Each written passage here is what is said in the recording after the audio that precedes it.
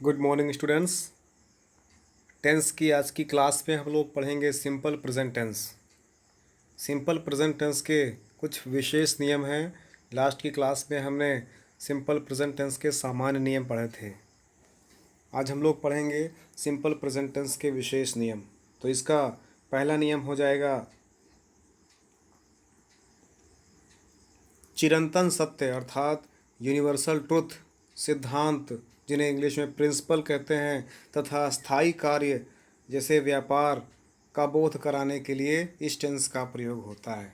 याद रहेगा आपको। सिंपल प्रेजेंट टेंस का प्रयोग हम लोग कहाँ पर करते हैं? तो चिरंतन सत्यता को दर्शाने के लिए, कि सिद्धांत को दर्शाने के लिए, या स्थायी कार्य व्यापार को दर्शाने के लिए हम लोग सिंपल प्रेजेंट टेंस का प्रयोग करते हैं। एग्जाम्पल के द्वारा समझिएगा। जैसे the sun rises in the east, सूर्य पूर्व में उगता है। ये क्या है? यूनिवर्सल ट्रूथ है, सार्वभौमिक सत्य है कि सूर्य पूर्व में उगता है। तो जो चीज़ सार्वभौमिक सत्य हो, चिरंतन सत्य होने वाला हो, उसके लिए हम लोग हमेशा सिंपल प्रेजेंट टेंस का प्रयोग करते हैं। जैसे पृथ्वी गोल है, द अर्थ इज़ राउंड। पृथ्वी गोल थी नहीं होगा, पृथ्वी गोल है बिकॉज ये यूनिवर्सल ट्रूथ है, सार्वभौमिक सत्य है। The sun rises in the east, the sun sets in the west. ठीक है ना।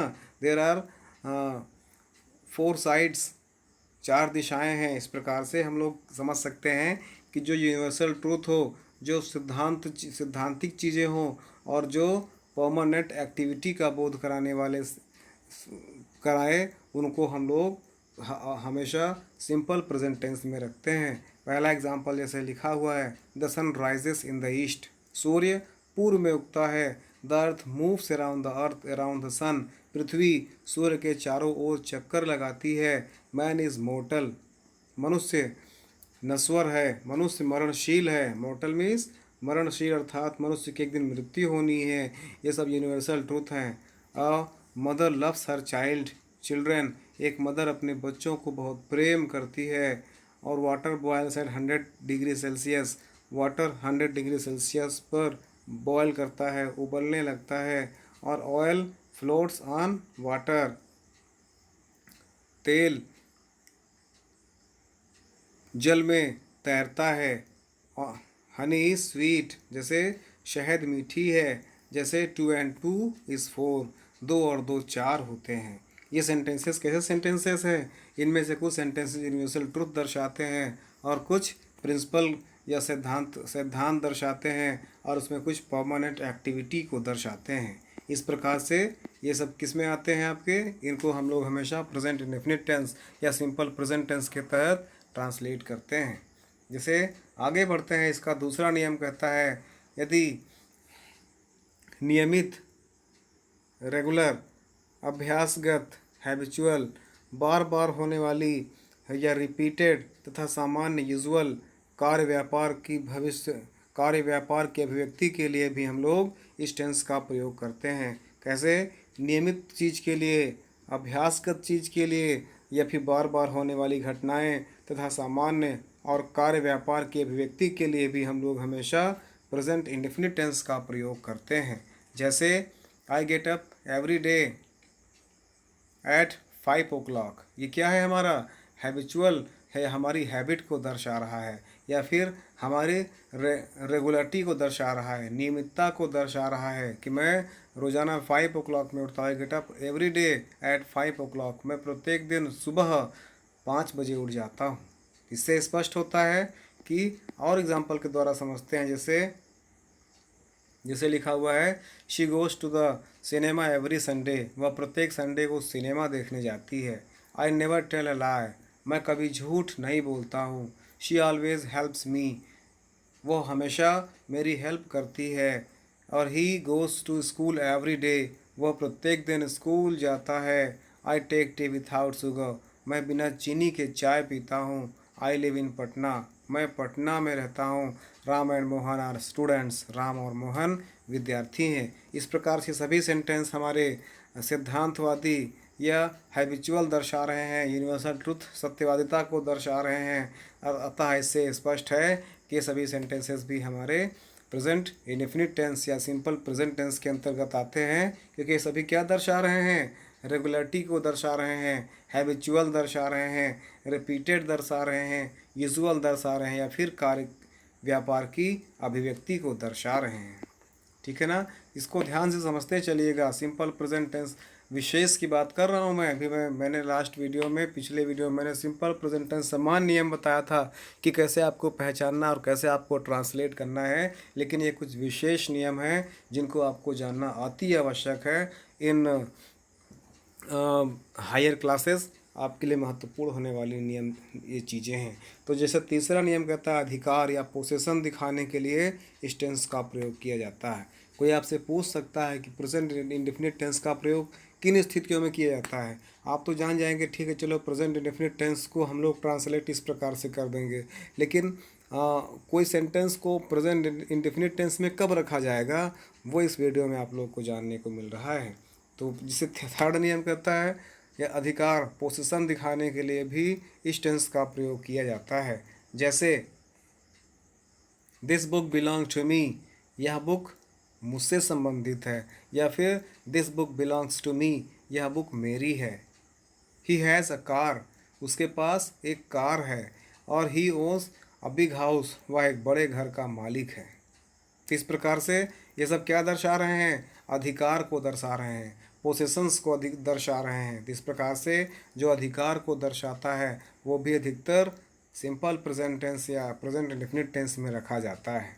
चौथा नियम कहता है human feelings, emotions, mental activity को व्यक्त करने के लिए भी इस टेंस का प्रयोग करते हैं। अर्थात प्रेजेंट इंडेफिनिट या सिंपल प्रेजेंट टेंस का प्रयोग ह्यूमन फीलिंग्स के लिए, अर्थात मनुष्य मनोदशा के लिए, इमोशंस भावनाओं के लिए, और मेंटल एक्टिविटी मानसिक क्रियाकलापों के लिए भी हम लोग सिंपल प्रेजेंट टेंस या प्रेजेंट इंडेफिनिट टेंस का प्रयोग करते हैं। जैसे एग्जांपल के द्वारा समझिएगा, लिखा हुआ है वी लव अवर कंट्री, हम अपने देश से प्रेम करते हैं।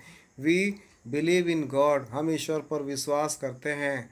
आई लव दो रेड रोज़, मुझे रेड रोज़ या लाल गुलाब पसंद है। जैसे आई अंडरस्टैंड योर प्रॉब्लम, मैं आपकी प्रॉब्लम को समझता हूँ। जैसे I think he is always right, मुझे लगता है कि वह हमेशा सही रहता है, वो हमेशा सत्य है। जैसे I know that he can not do this, मैं जानता हूँ कि वह यह नहीं कर सकता है। I feel that I should not vex her, मैं जानता हूँ कि I should not vex her, हमें उसको वैक्स नहीं करना चाहिए। वैक्स मीन्स क्या होता है, खींच करना, अर्थात उसे गुस्सा दिलाना, उसे खिसियाना एक प्रकार से। मैं समझता हूँ कि हमें उसको वैक्स नहीं करना चाहिए, हमें उसको परेशान नहीं करना चाहिए। और यू ट्रस्ट इन हर, आपको यू ट्रस्ट इन हर, तुम उस पर ट्रस्ट करते हो, तुम उस पर विश्वास करते हो। तो ये सेंटेंसेस क्या दर्शा रहे हैं, ये सेंटेंसेस सभी ह्यूमन फीलिंग्स, इमोशन और मेंटल एक्टिविटी को दर्शा रहे हैं। इसलिए हम लोग ऐसे टेंसेस को भी हमेशा प्रेजेंट इंडेफिनिट या सिंपल प्रेजेंट टेंस में रखते हैं। नेक्स्ट रूल 5 नंबर कहता है इस टेंस का प्रयोग भविष्य में होने वाली कार्यक्रम, निर्णय, पूर्व निर्धारित योजनाओं का बोध कराने के लिए भी तथा उसमें फ्यूचर टेंस का बोध होता है। फिर समझिएगा इसको, इसमें कहते हैं कि इस टेंस का प्रयोग भविष्य में होने वाली कार्यक्रम, निर्णय, पूर्ण निर्धारित योजना का बोध कराने के लिए भी होता है, और इससे फ्यूचर टेंस का बोध होता है। जैसे एग्जाम्पल के द्वारा समझिएगा, मंत्री जी कल यहाँ आएंगे। The chief minister comes here tomorrow, यहाँ पर देखिए the chief minister comes here tomorrow, ये हमारा सिंपल प्रेजेंट टेंस में बना हुआ है, लेकिन जो इसका अर्थ निकलेगा वो मुख्यमंत्री जी कल यहाँ आएंगे। क्योंकि टुमारो लिखा हुआ है ना, कल यहाँ आएंगे, लेकिन कम्स प्रेजेंट डेफिनेट टेंस को भाव दर्शा रहा है। ये गलत नहीं है, ये सही है, इसलिए मैंने कहा कि ये विशेष नियम के तहत इसको रखा गया है। अगला एग्जाम्पल जैसे है ही leaves for London next Sunday, देखो लीव्स लिखा हुआ है, प्रेजेंट डेफिनेट टेंस को दर्शा रहा है, लेकिन जो इसका भाव निकलेगा वो फ्यूचर टेंस का बोध कराएगा। जैसे वह अगले रविवार को लंदन रवाना होगा, he leaves for London next Sunday. उसी प्रकार से अगला नियम है, जैसे the plane takes off at 10 AM, विमान 10 बजे उड़ेगा। फ्यूचर टेंस में है, लेकिन इसका जो हम लोग इंग्लिश में ट्रांसलेशन आ रहा है वो आ रहा है the plane takes off at 10 AM। क्यों ऐसा हो रहा है? क्योंकि ये भविष्य में होने वाले कार्यक्रम, निर्णय या पूर्व निर्धारित योजनाओं का बोध करा रहे हैं, इसलिए इनका भाव तो फ्यूचर टेंस में होगा, लेकिन इसको ट्रांसलेशन हमें प्रेजेंट इंडेफिनिट टेंस में करना होता है। जैसे इसी प्रकार लिखा हुआ है go to Mumbai next week. Next week में आने वाले ये फ्यूचर टेंस को दर्शा रहा है, लेकिन आई गो मैं जाता हूँ तो पूरा भाव निकलेगा हिंदी में मैं अगले सप्ताह मुंबई जाऊँगा। कंफ्यूज नहीं होना है, ध्यान से पढ़ते रहना है, समझना है, जहाँ पर नहीं आ रहा है समझना है, मुझसे पूछना है, मैं आपको बताऊँगा। जैसे लिखा हुआ है ई नंबर में लिखा हुआ है when does the college reopen. College पुनः कब खुलेंगे, ये सबका सवाल है। When does the college reopen, college पुनः कब खुलेगा। तो इस प्रकार से व्हेन डज, डू डज का प्रयोग सिंपल प्रेजेंट टेंस के लिए होता है, लेकिन यहाँ पर भाव दर्शा रहा है फ्यूचर टेंस का, इसलिए इसका हिंदी अर्थ निकलेगा कॉलेज पुनः कब खुलेगा। तो नोट में विशेष में ध्यान दीजिएगा, ऐसे वाक्य में फ्यूचर टाइम बताने वाले एडवर्ब ऑफ टाइम का प्रयोग होता है। एडवर्ब ऑफ टाइम के माध्यम से हम लोग उसको फ्यूचर में ले जा लेते हैं, लेकिन उसका ट्रांसलेशन प्रेजेंट इंडेफिनिट टेंस के अंतर्गत ही करते हैं। ठीक है ना, याद रहेगा आपको। तो इस प्रकार से आइए छठे नियम पर चलते हैं, जो कि लास्ट नियम होना चाहिए, नहीं, छठे नियम पर चलते हैं। छठा नियम कहता है अगर प्रिंसिपल क्लॉज में फ्यूचर टेंस प्रयुक्त रहे तो समय शर्त का बोध कराने वाले सबऑर्डिनेट क्लॉज में प्रेजेंट टेंस का प्रयोग होगा। ध्यान सुनिएगा, समझिएगा। अगर प्रिंसिपल क्लॉज क्या है, सबऑर्डिनेट क्लॉज क्या है और कोऑर्डिनेट क्लॉज क्या है, मैं इन तीनों के लिए अलग से वीडियो बनाकर आपको समझा दूंगा। आज समझने का प्रयास करिएगा कि जब प्रिंसिपल क्लॉज में फ्यूचर टेंस प्रयुक्त रहे तब समय शर्त का बोध कराने वाले सबऑर्डिनेट क्लॉज में प्रेजेंट टेंस का प्रयोग करते हैं। तो जानने के लिए हल्का समय चर्चा कर लूँगा। प्रिंसिपल क्लॉज वो क्लॉज होते हैं जो मुख्य उपवाक्य होते हैं, अर्थात जो सेंटेंस का मुख्य भाग होता है, वो प्रिंसिपल क्लॉज होता है। और जो सबऑर्डिनेट क्लॉज होते हैं, अर्थात जो प्रिंसिपल क्लॉज पर आश्रित होते हैं, प्रिंसिपल क्लॉज का जो भाव है वो स्पष्ट होता है, उसे किसी दूसरे क्लॉज की आवश्यकता नहीं होती अपने भाव को स्पष्ट करने के लिए, लेकिन सबऑर्डिनेट क्लॉज को अपने भाव को स्पष्ट करने के लिए प्रिंसिपल क्लॉज की आवश्यकता पड़ती है। एक होता है कोऑर्डिनेट क्लॉज भी प्रिंसिपल क्लॉज की तरह फ्री होता है। मैं बताऊंगा उसको जब सिंथेसिस पढ़ाऊंगा आपको, तो आपको मैं इसके बारे में समझाऊंगा डिटेल में, तो इसको आप समझिएगा। एग्जाम्पल के द्वारा समझते हैं। एग्जाम्पल जैसे लिखा हुआ है we shall get wet if it rains. We shall get wet, हम भीग जाएंगे, इफ़ इट रेन्स, अगर बारिश होती है। तो देखिए शर्त है ना इसमें, तो फ्यूचर टेंस में प्रयुक्त होगा और साथ में बाद वाला जो हमारा सबऑर्डिनेट क्लॉज होगा वो प्रेजेंट टेंस में आएगा, प्रेजेंट इंडेफिनिट टेंस में आ जाएगा। ठीक है ना, जो हमारा मेन क्लॉज होगा वो तो फ्यूचर टेंस में रहेगा। जैसे इसमें लिखा हुआ है वी शैल गेट वेट, हम भीग जाएंगे, इफ़ इट रेन्स, अगर बारिश होती है। तो ये इफ़ इट रेन्स ये सबऑर्डिनेट क्लॉज है, वी शैल गेट वेट ये हमारा प्रिंसिपल क्लॉज का होगा। अर्थात अगर सिर्फ इतना सेंटेंस लिख दिया जाए वी शैल गेट वेट, हम भीग जाएंगे, तब पर भी ये वाक्य पूरा हो जाता है। लेकिन अगर सिर्फ इतना लिखा होता इफ़ इट रेन्स, अगर बारिश होती है, तो इससे स्पष्ट हो रहा है कुछ न कुछ सेंटेंस और रहा होगा, तब जा कर के इसमें कंडीशनल इफ़ का प्रयोग किया गया है। तो इस प्रकार से we shall get wet if it rains, हम भीग जाएंगे अगर बारिश होती है। उसी प्रकार से नेक्स्ट एग्जांपल है you will get success if you try hard, आप सफल हो जाओगे अगर आप कठिन मेहनत करते हैं। आई शैल टीच हिम, मैं उसको पढ़ाऊँगा, इफ़ ही कम्स, अगर वो आता है तो मैं उसे पढ़ाऊँगा। I shall wait till you finish your lunch, I shall wait, मैं आपका इंतज़ार करूँगा, till you finish your lunch, जब तक आप अपना लंच ख़त्म करो, अर्थात आपके लंच ख़त्म होने तक मैं आपका वेट करूँगा। We shall start as soon as we are ready, we shall start, हम शुरू करेंगे, as soon as we are ready, जो ही हम तैयार होते हैं। उसी प्रकार नेक्स्ट है इफ़ यू रीड, अगर आप पढ़ते हो तो यू विल पास, आप सफल हो जाओगे। इफ़ यू रीड, अगर आप पढ़ते हो तो यू विल पास, आप सफल हो जाओगे। यहाँ पर ये सबऑर्डिनेट क्लास आगे आ गया और प्रिंसिपल क्लॉज इधर हो गया। आपको समझना है जो पूर्ण वाक्य होगा, जो पूर्ण भाव दर्शाएगा, वही उस सेंटेंस का प्रिंसिपल क्लॉज होता है, और जो अधूरा भाव होता है, जो प्रिंसिपल क्लॉज की हेल्प से अपना भाव दर्शाता है या स्पष्ट करता है, वो हो जाएगा हमारा सबऑर्डिनेट क्लॉज। तो अगला एग्जांपल देखते हैं। If you take medicine you will get well, अगर आप मेडिसिन लेते हो तो यू विल गेट वेल, आप ठीक हो जाओगे। उसी प्रकार से if he runs fast he will win, अगर वो तेज़ दौड़ता है तो वो जीत जाएगा। तो इस प्रकार से इसमें क्या दर्शा रहा है, प्रिंसिपल क्लॉज वाला भाग फ्यूचर टेंस में है, लेकिन सबऑर्डिनेट क्लॉज वाला भाग प्रेजेंट टेंस में है। इसको समझिएगा। इस प्रकार के टेंस को भी हम लोग सिंपल प्रेजेंट टेंस में रखते हैं। चलिए नेक्स्ट एग्जाम्पल की तरफ, नेक्स्ट नियम की तरफ आते हैं। भूतकाल की घटना को सुस्पष्ट तथा जोरदार बनाने के लिए भी सिंपल प्रेजेंट टेंस का प्रयोग किया जाता है। याद रखिएगा, भूतकाल के सेंटेंसेस को स्पष्ट और जोरदार बनाने के लिए या इम्फैटिक बनाने के लिए भी क्या करते हैं, सिंपल प्रेजेंट टेंस का प्रयोग करते हैं। जैसे एग्जांपल इसे क्रिकेट वगैरह में होता है ना ज़्यादातर, उसमें ज़्यादातर सेंटेंसेस को सिंपल प्रेजेंट टेंस में ही रखा जाता है। तो यहाँ पर भी ऐसे रखा गया, जैसे the gang of robbers attacks the village last night. हालांकि लास्ट नाइट से लग रहा है पास्ट टेंस में है, लेकिन अटैक्स से लग रहा है सिंपल प्रेजेंट टेंस है। द गैंग ऑफ रॉबर्स, डाकुओं का समूह, अटैक्स आक्रमण कर दिया, द विलेज गांव पर, लास्ट नाइट पिछली रात को, अर्थात पिछली रात्रि को रॉबर्स का ग्रुप ने गांव में हमला कर दिया था। उसी प्रकार से they open fire and carry away whatever they C.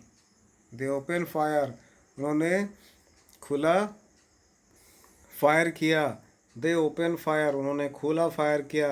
And carry away, और अपने साथ ले गए वाट एवर दे सी, जो भी उन्होंने देखा। अर्थात उन्होंने खुला फायर किया और उनके पास, उनको आसपास जो भी मिला उसको वे सब उठा ले गए।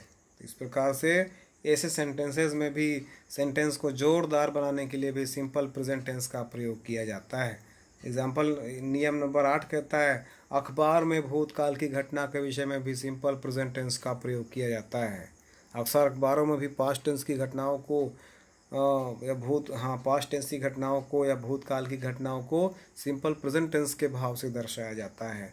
जैसे एग्जांपल देखिएगा, the chief minister challenges the election commission on many issues. कहते हैं the chief minister challenges the election commissioner, chief minister ने इलेक्शन कमिश्नर को चैलेंज किया ऑन मेनी इश्यूज, कई इश्यूज से, कई मामलों में, अर्थात कई मामलों को लेकर के मुख्यमंत्री जी ने इलेक्शन कमिश्नर को चैलेंज किया, चुनौती दिया, हाँ, उनसे बात किया। इससे अगला एग्जांपल है, 3 प्रिजनर्स स्कैप फ्रॉम जेल, 3 कैदी स्कैप फ्रॉम जेल, जेल से भाग गए। पास्ट टेंस में है, स्कैप्ड होना चाहिए था ना, लेकिन स्कैप है केवल। 3 प्रिजनर्स स्कैप फ्रॉम जेल, 3 कैदी जेल से भाग जाते हैं या 3 कैदी जेल से भाग गए। इस प्रकार से हमने जाना अभी तक कि कैसे हम लोग प्रेजेंट टेंस को यूज़ करेंगे। हमने लास्ट वीडियो में पढ़ा था कि प्रेजेंट टेंस को हम लोग कैसे ट्रांसलेट करेंगे, लेकिन इस वीडियो में हम लोग जान रहे हैं कि किन किन टेंसेस को प्रेजेंट टेंस में रखा जाता है, कौन कौन सी कंडीशंस हैं इसके लिए। तो इसका नेक्स्ट नंबर कहता है, मैच या किसी आयोजन का आंखों देखा हाल सुनाने में, अर्थात कमेंट्री को लाइव बनाने के उद्देश्य से सिंपल प्रेजेंट टेंस का प्रयोग किया जाता है। कमेंट्री होती है, क्रिकेट होता है, क्रिकेट में भी पुरानी बातों को या अभी भी जस्ट घटी घटनाओं को या पास्ट की घटनाओं को प्रेजेंट में दर्शा करके उनमें जीवंत लाया जाता है, उनको लाइव प्रसारण करने का प्रयास किया जाता है। जैसे एग्जांपल के द्वारा समझिएगा, Muralitharan throws the ball, Muralidhar ball फेंकते हैं, और Dhoni moves a bit and hit the ball and score 6 runs. कहते हैं मुरलीधरन थे ना ऑस्ट्रेलिया के, तो Muralitharan throws the ball, Muralitharan ball फेंकते हैं और धोनी थोड़ा मुड़ करके, मूव्स अ बिट, थोड़ा मुड़ते हैं, हिट द बॉल, और बॉल पर प्रहार करते हैं, एंड स्कोर्स 6 रन्स, और 6 रन का स्कोर करते हैं। अर्थात वो घटना बीत चुकी है, पास्ट में घटना घट गई है, लेकिन तब पर भी उसको प्रेजेंट में दर्शाया जाता है। ठीक है ना, तो इस प्रकार से इसमें होता है। अगला नियम कहता है हियर एंड देयर से प्रारंभ होने वाले exclamatory sentences simple present tense का प्रयोग होता है। इसे किसी कार्य के जारी रहने का बोध होता है। जैसे example, here comes the king, जैसे देयर गोज द बस, जैसे हियर ही कम्स, जैसे देयर शी ब्लोज। तो इस प्रकार से इन सेंटेंसेस के लिए भी हम लोग प्रेजेंट इंडेफिनिट टेंस का प्रयोग करते हैं। बोलचाल की भाषा में भी इसका विशेष महत्व होता है। बोलचाल की भाषा में हम लोग हमेशा पास्ट और फ्यूचर नहीं, बल्कि बहुत सी पास्ट और फ्यूचर की घटनाओं को प्रेजेंट टेंस में दर्शाते हैं बोलचाल की भाषा में, इसको गलत नहीं माना जाता है। तो इस प्रकार से यह वीडियो स्पोकन के परिप्रेक्ष्य में भी बहुत महत्वपूर्ण है। साथ में ग्रामर के जो विशेष नियम है उसके तहत भी ये वीडियो बहुत ही महत्वपूर्ण है। गाइज, अगर आपको वीडियो पसंद आए तो वीडियो को लाइक और शेयर करें, तथा अगर आपने चैनल को अभी तक सब्सक्राइब नहीं किया है तो please subscribe the channel. Thanks for watching the video. जय हिंद।